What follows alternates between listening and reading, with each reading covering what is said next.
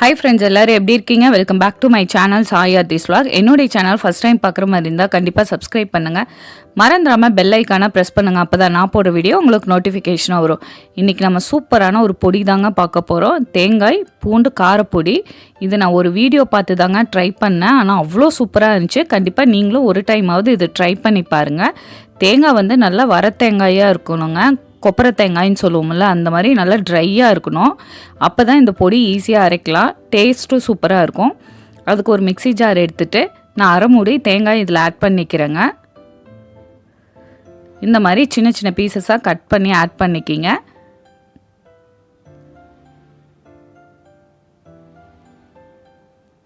இதை ஒரு பல்ஸ் மட்டும் போட்டு எடுத்துக்கலாங்க. நான் 2 கட்டி பூண்டு இதில் ஆட் பண்ணுறேன். தோல் நீக்காமல் அப்படியே ஆட் பண்ணிக்கிங்க. இப்போ இது காரத்துக்கு வந்து நான் மிளகாய் தூள் தாங்க ஆட் பண்ணுறேன். உங்கள் காரத்துக்கு தகுந்த மாதிரி ஆட் பண்ணிக்கிங்க. நீங்கள் பூண்டு வேறு ஆட் பண்ணுறீங்க, அதனால கொஞ்சம் காரமாக இருக்கும். நான் 2 ஸ்பூன் ஆட் பண்ணுறேங்க. இதில்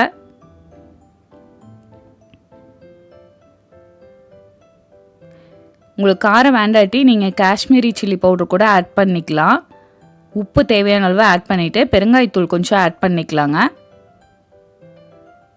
இப்போ இது ஒரு பல்ஸ் போட்டு எடுத்திங்கன்னா இந்த மாதிரி ட்ரையாக தாங்க இருக்கும். ரொம்ப இதாக இருக்காது.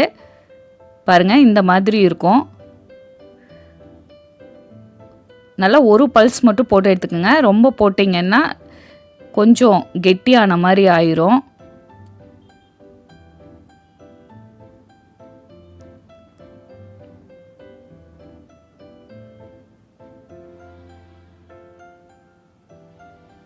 இந்த சட்னி செய்கிறது ரொம்ப ரொம்ப ஈஸி தாங்க. ஆனால் டேஸ்ட்டு சூப்பராக இருந்துச்சு. கண்டிப்பாக நீங்கள் ட்ரை பண்ணி பாருங்கள்.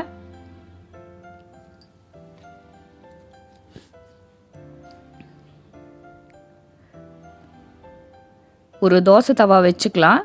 சூடானதுக்கப்புறம் நீங்கள் கல் தோசை மாதிரியும் ஊற்றிக்கலாங்க. இல்லைன்னா மெல்லிசாவும் ஊற்றிக்கலாம். இல்லைன்னா தோசை ஊற்றிட்டு நீங்கள் பொடி வச்சு நல்லெண்ணெய் ஊற்றி தொட்டு சாப்பிட்டுக்கலாம். நான் வந்து தோசை மேலேயே போடுறேங்க பொடியை. இந்த மாதிரி லேசாக தோசை ஊற்றிட்டு எண்ணெய் கொஞ்சம் விட்டுக்கலாங்க. இப்போ பொடியை எடுத்து அப்படியே நல்லா மலைசாரல் மாதிரி தூவிக்கலாம்.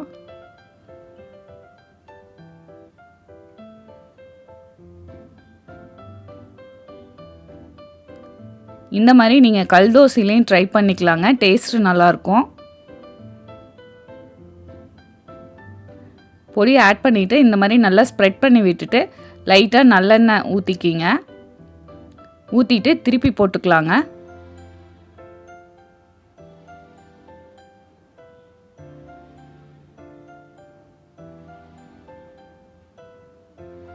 ஒரு நிமிஷம் எடுத்துட்டு நீங்கள் சர்வ் பண்ணிக்கலாங்க. இந்த சூப்பரான தேங்காய் பூண்டு காரப்பொடி தோசை ட்ரை பண்ணி பார்த்துட்டு கமெண்ட் பண்ணுங்கள். டேஸ்ட்டு அவ்வளோ சூப்பராக இருந்தது.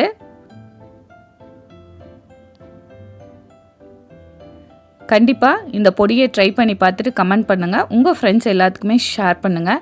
என்னுடைய சேனலில் நிறைய இன்ஸ்டன்ட் ரெசிபி, ஹெல்த்தியான ரெசிபிஸ் இருக்குது. உங்களுக்கு டைம் கிடைக்கிறப்ப ட்ரை பண்ணி பார்த்துட்டு கமெண்ட் பண்ணுங்கள். என்னுடைய சேனல் சாயாதிஸ் vlog லைக் பண்ணுங்கள், ஷேர் பண்ணுங்கள், சப்ஸ்கிரைப் பண்ணுங்கள். மறந்துடாமல் பெல் ஐக்கானை ப்ரெஸ் பண்ணுங்கள். அப்போ தான் நான் போடுற வீடியோ உங்களுக்கு நோட்டிஃபிகேஷனாக வரும். ஹெல்த்தியாக சமைப்போம், ரசிச்சு ருசிச்சு சாப்பிடுவோம். Thank you so much. Have a good day.